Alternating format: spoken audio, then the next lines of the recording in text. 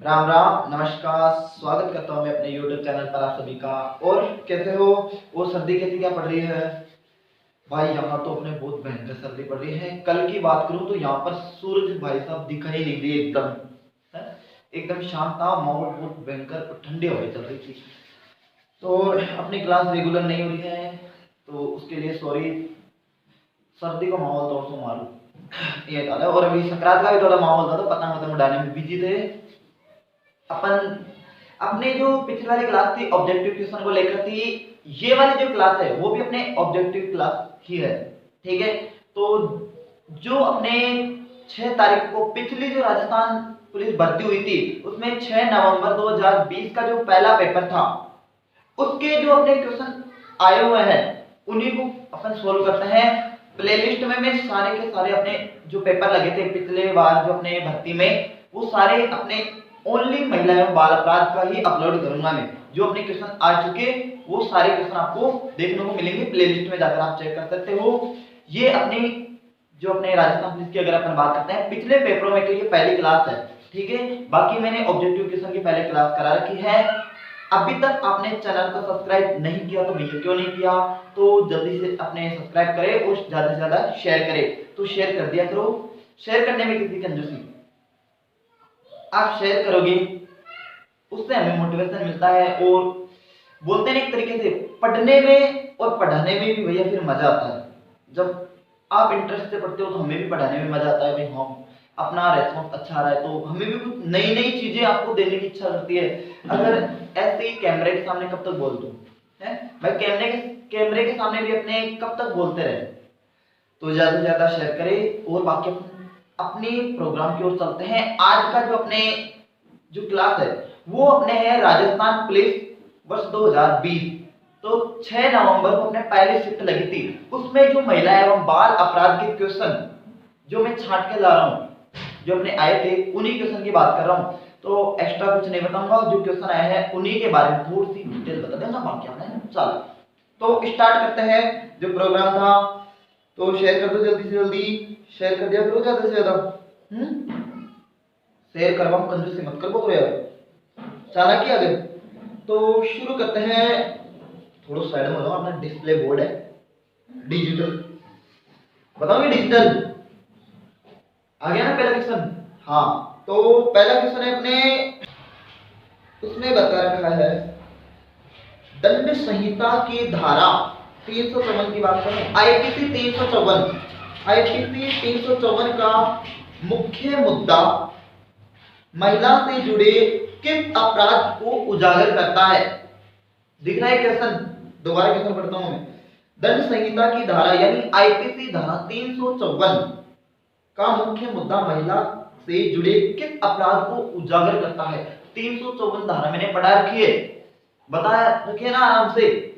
छेड़छाड़ एवं बलात्कार संदर्भ में जो मैंने थ्योरी विद थ्योरी अपने क्वेश्चन डाल रखी है, अपने क्लास डाल रखी है, वहां पर आप जाकर चेक कर सकते हो। इसमें ऑप्शन नंबर अपने क्या क्या दिए हुए हैं? अमले फेंकने या फेंकने का प्रयत्न करने के लिए दंड देना, लैंगिक उत्पीड़न और किसी महिला की मर्यादा को भंग करना, दहेज उत्पीड़न के लिए दंड, या घरेलू हिंसा के लिए अपने क्या बोल सकते हैं दंड। तो ऑप्शन नंबर बी दिख रहा है आपको, लाल पेन से हाईलाइट कर रखा है, ये मेरा ही था, मैंने देखा था अपने, तो उसी के क्वेश्चन की बात है। तो मैंने ऑलरेडी अपने क्वेश्चन टिक कर रखा है। बी ऑप्शन नंबर इसका हो जाता है ये सही, क्योंकि मैंने धारा 354 जो पढ़ाया था उसमें बताया था महिला की लज्जा भंग करना और लैंगिक उत्पीड़न संबंधित होता है। ये अपने इसमें जिग्नेश कुमार की याचिका हुई थी इसमें, तो उसके बाद में अपने कुछ संशोधन भी किए गए थे। 354 ए, 354 बी, 354 सी, 354 डी करवा रखा है मैंने बहुत अच्छे से। आप प्लेलिस्ट में जाकर आराम से अपना ये क्वेश्चन पक्का कर सकते हो आगे वाले एग्जाम में जो अब होगी भर्ती, उसके लिए आप क्वेश्चन पक्का कर सकते हो प्लेलिस्ट में जाकर। तो इसका ऑप्शन नंबर बी यहाँ पर राइट हो जाता है। अब बात करते हैं अपने क्वेश्चन नंबर 2 की। तो भैया दूसरा जो क्वेश्चन है तो दिख रहा है डिस्प्ले पर, तो ये है भारतीय दंड संहिता की धारा 376 के अंतर्गत किस प्रकार के अपराध होने पर दंड का प्रावधान दिया जाता है? तो भैया 376 मैंने करा रखा है, सीआरपीसी की धारा 376 और आईपीसी की धारा 354, छेड़छाड़ एवं बलात्कार संदर्भ जो मैंने क्लास अपलोड की है उसी का ये फिर से यानी दो के साथ एक ही क्लास से देख लो। तो इसका ऑप्शन क्या क्या है, भ्रूण हत्या, बाल विवाह, घरेलू हिंसा या अपने बलात्कार संदर्भ। तो इसका ऑप्शन नंबर 4 अपने क्या हो जाता है, सही हो जाता है। ऑलरेडी मैंने टिक कर रखा है, देख लो एक क्वेश्चन मेरे उस टाइम भी पक्का था। एक एक क्वेश्चन से अपने को वर्दी मिलती है भैया, तो सारे के सारे अपने मोस्ट क्वेश्चन है, ज्यादा से ज्यादा शेयर करो। डिस्प्ले पर तीसरा अपने क्वेश्चन दिख रहा है, हाँ तो तीसरा जो क्वेश्चन है वो क्या हो जाएगा यहाँ पर,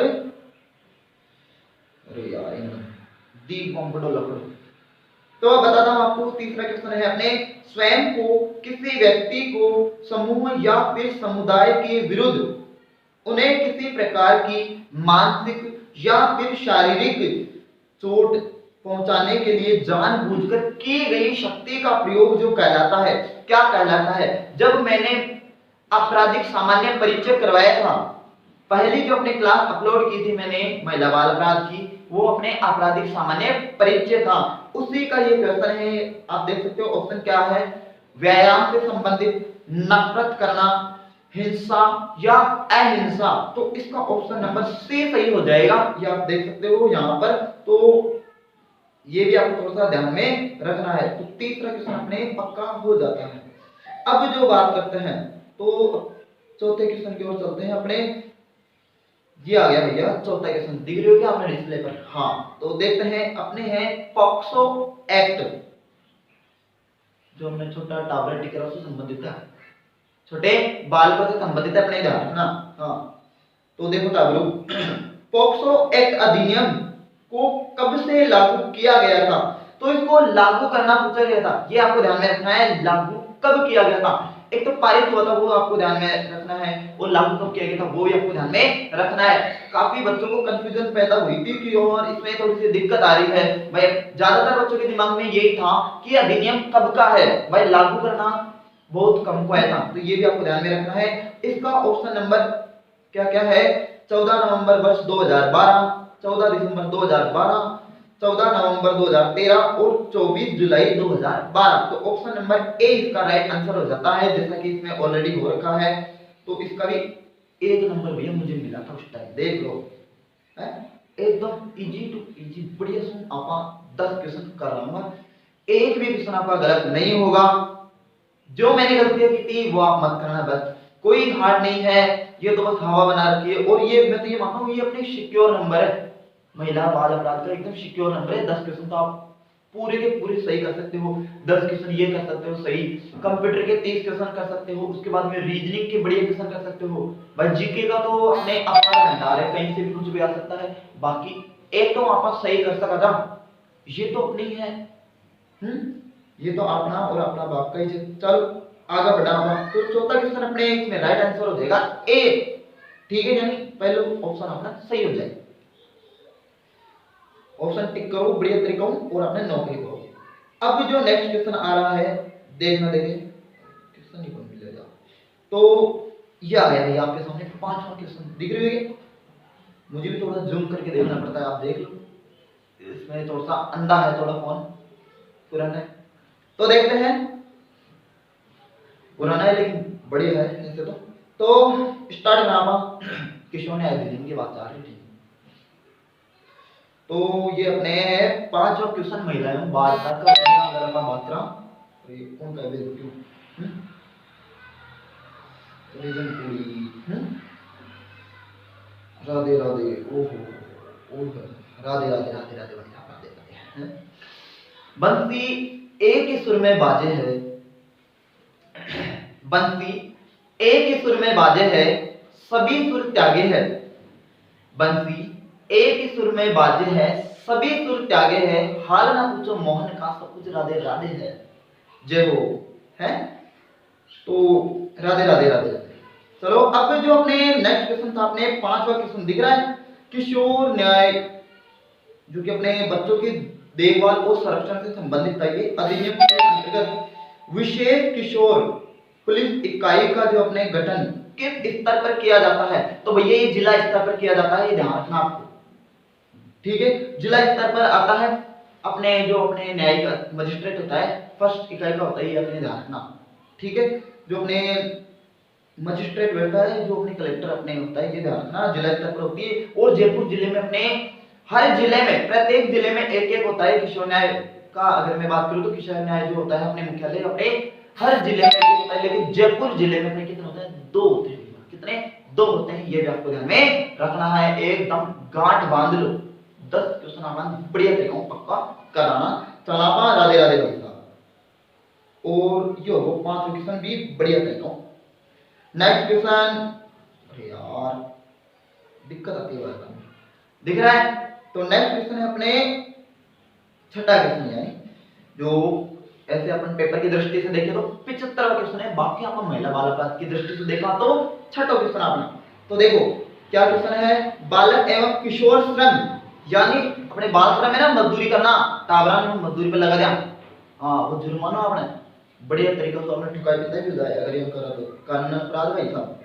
तो बालक एवं किशोर श्रम प्रतिषेध एवं विनियमन अधिनियम की धारा 3 के तहत, धारा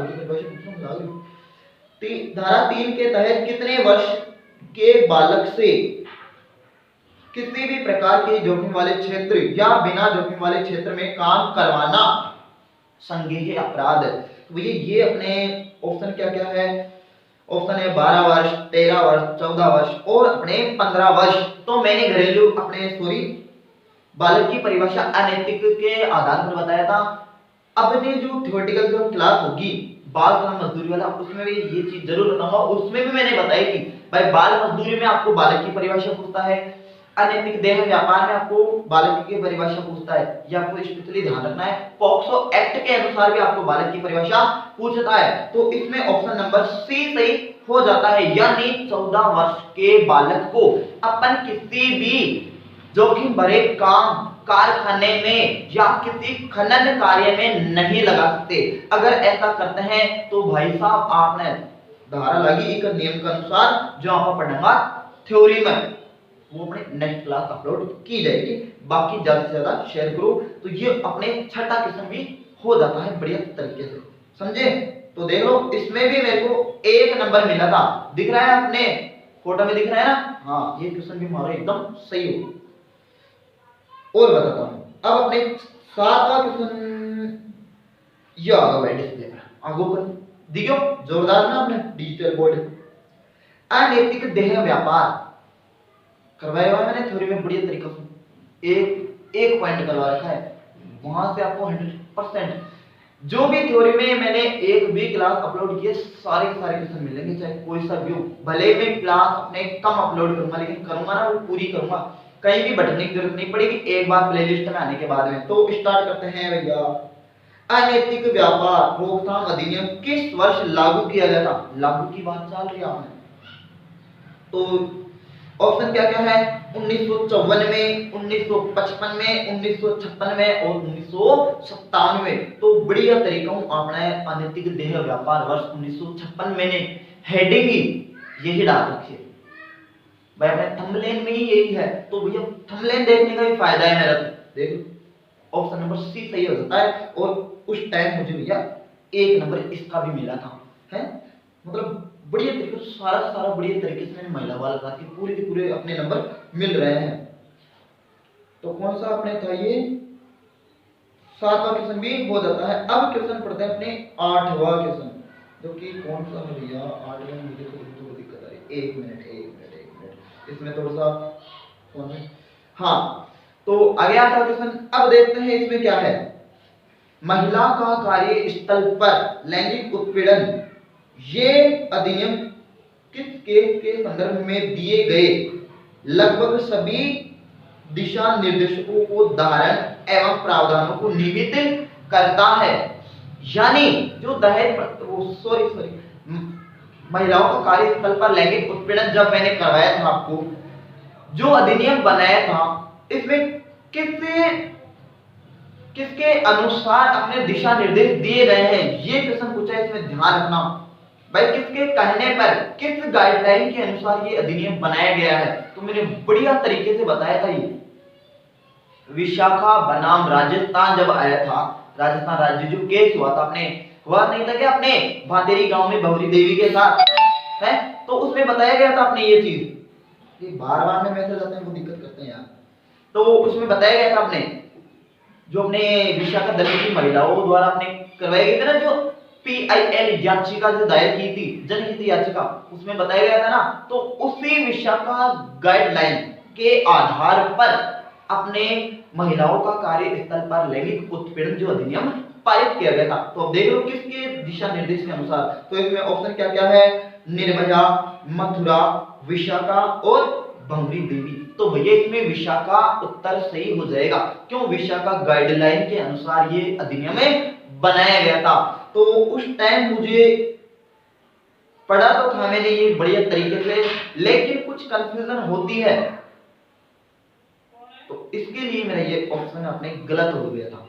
क्योंकि उस टाइम मैंने इस चीज को बोल सकते हैं, मैंने राजस्थान पुलिस का जो पेपर दिया था उस टाइम मैंने ये देना नहीं था इतना। पहली बात तो ये है, मेरा जो अपने इंटरेस्ट था वो पेपर में, वो केवल स्टेनोग्राफर का ही था। मेरा राजस्थान पुलिस से कोई औचित्य नहीं था और इसमें थोड़ी सी दिक्कत ज्यादा हुई थी। ये पेपर पास होने में कोई बड़ी बात भी नहीं थी, लेकिन वो आपको मैं जरूर बाद में बताऊंगा कभी। ऑफलाइन में तो मैं बता सकता हूँ, ऑनलाइन में कोई क्योंकि बातें बनाने लग जाता है। चलो कोई नहीं, अपना जो क्वेश्चन का काम बनता है चाहे कैसे भी मान लो, बाकी अपने इसका जो विशाखा वाला है वो इसका सही हो जाता है। और उस टाइम मैंने ये गलती कर दी थी। क्यों? क्योंकि मुझे उस टाइम हर एक टॉपिक की इतनी ज्यादा भी कोई नॉलेज नहीं थी, क्योंकि मैं पर्टिकुलर जो कर रहा था वो अपने स्टेनोग्राफर के लिए कर रहा था, मैं राजस्थान पुलिस के लिए कतई तैयारी नहीं कर रहा था। ठीक है, तो इसका ऑप्शन अपने सी सही हो जाएगा भैया। चला आगे, तो 8 क्वेश्चन अपने पक्का हो जाएगा। चलो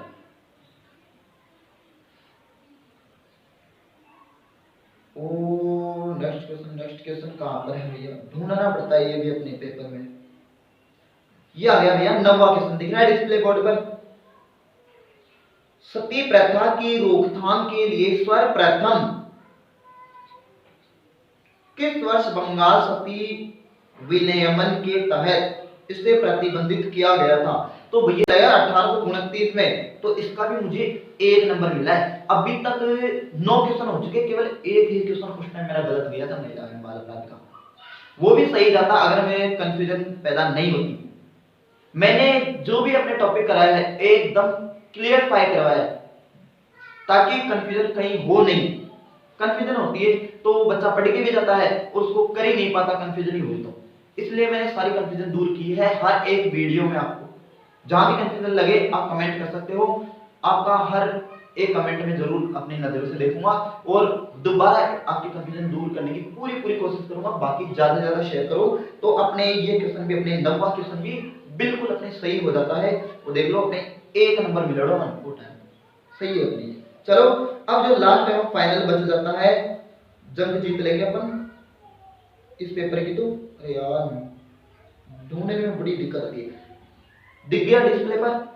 ये है अपने लास्ट क्वेश्चन फाइनल। तो इसमें है दहेज निषेध अधिनियम, दहेज प्रतिषेध अधिनियम करवाया ना मैंने थ्योरी में बढ़िया तरीकों से, एकदम एक पॉइंट आपको समझा रहा है। एक पॉइंट नहीं समझ में आ रहा दोबारा कमेंट करो, इतना इजी तरीके से पढ़ाऊंगा, इस तरीके से पढ़ाऊंगा। इधर से बेरोजगार घुसेंगे, उधर से सीधा कांस्टेबल बनवा निकलूंगा है। तो पढ़ते हैं अपने। तो क्वेश्चन क्या है अपने? दहेज निषेध अधिनियम वर्ष 1961 के अनुसार दहेज संबंधित कितनी स्थितियां बताई गई है? यानी क्वेश्चन बढ़िया तरीकों से समझाना। पहले तो दहेज की कितनी स्थितियां बताई गई है? तो ऑप्शन क्या क्या है? 1 2 3 4 ये स्थितियां हैं। तो बताओ मैंने जब करवाया था दहेज प्रतिषेध अधिनियम थ्योरी में, तो उस टाइम बताया नहीं था क्या भाई दहेज अपने 3 स्थितियों में लिया जाता है। कितने में? 3 में लिया जाता है। कब कब लिया जाता है? शादी से पहले, शादी के दिन, शादी का बाद में लिया जाता है, नहीं लिया जाता है। हर एक वीडियो में मैंने बता रखा है तरीके से, पूरा बता रखा है। भाई आपने शादी से पहले टीका में कौन दे रहा है? टीका में, तो वो अपने दहेज होता है। शादी के दिन डंगड़ा है जो, वो भी अपने दहेज होता है। और रिसेप्शन में बुलेट गाड़ी लेके आते हैं ना अपने, बढ़िया तरीके से एलईडी टीवी लेके आते हैं, वो चीजें अपने दहेज में ही काउंट होता है। यानी आपने चाहे टीका में दियो, चाहे फेराम दियो, या फिर आपने रिसेप्शन में दियो, दहेज दहेज ही होता है भैया। तो 3 स्थितियां हो जाती है। देख लो, एकदम इजी टू इजी पेपर है था। ये तो हवा बढ़ा देते हैं इस तरीके से कि ओ बड़ी हार्ड है टॉपिक, कि कुछ नहीं है, बढ़िया तरीके से आपने, इसमें कुछ नहीं होता, ज्यादातर आपने 2 4 5 अधिनियम बना रखे हैं, उनको पढ़ना है। सीआरपीसी और आईपीसी की कुछ अपने प्रमुख धाराएं हैं, उनका आपने मनन करना है। बाकी बढ़िया तरीका से आपने हो जाता है टॉपिक कंप्लीट। बाकी अपने मिलते हैं एक नई उम्मीद, एक नए जोश के साथ। और ज्यादा से ज्यादा भैया शेयर किया करो, ताकि थोड़ा मोटिवेशन मिलता है और बढ़िया तरीके से आपके लिए मेहनत करते रहें, कुछ ना कुछ नया कंटेंट लेके आए हैं। कुछ शेयर किया करो, शेयर करते हो तो दोस्तों बहुत बड़ी एक दिल ही खिल जाता है, आपके लिए लाने की इच्छा होती है। तो अपन और रेगुलर रहेंगे। अब भाई सकारात्मक बीत गई, बढ़िया तरीके से पतंग उड़ा लिया, कोई दिक्कत वाली बात नहीं।